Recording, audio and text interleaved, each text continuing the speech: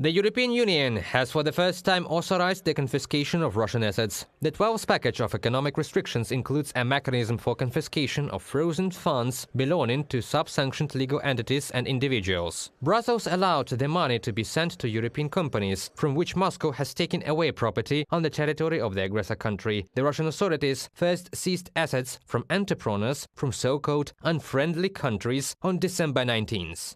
Putin signed decrees depriving Germany's Wintershall and Austria's OMV of their stakes in joint ventures with Gazprom engaged in the development of the Yuzhno-Russkoye field and the Chimov deposits of the Urengoy field. All rights and obligations of the joint ventures will be transferred to limited liability companies created by the government, in which Sogas and Gas Technologies have been offered to become co-owners, from the publication of the Russian edition of Forbes.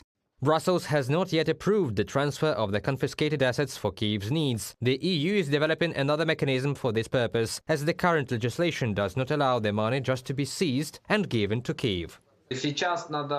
Now we have to make a political decision that we are moving away from those principles we used to stick to earlier, that we are prescribing new principles that will be more relevant, actualized for the present day, and I think it will help, including Ukraine, to get these assets.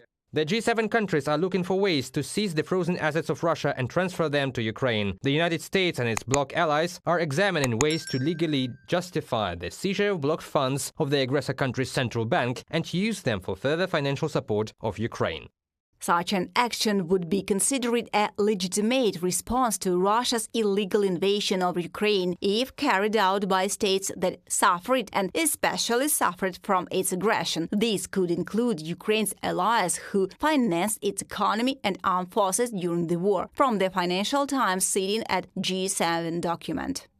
The US officials suggested that the confiscated assets would be allocated to Ukraine in tranches, for example, through the World Bank or the European Bank for Reconstruction and Development. This money is seen as an advance payment to compensate Ukraine for the damage caused by the aggression, which, in accordance with international law, Russia will eventually have to reimburse. Reported by Vasil Panasyuk, Pavlo Shtelmach, UATV English Channel.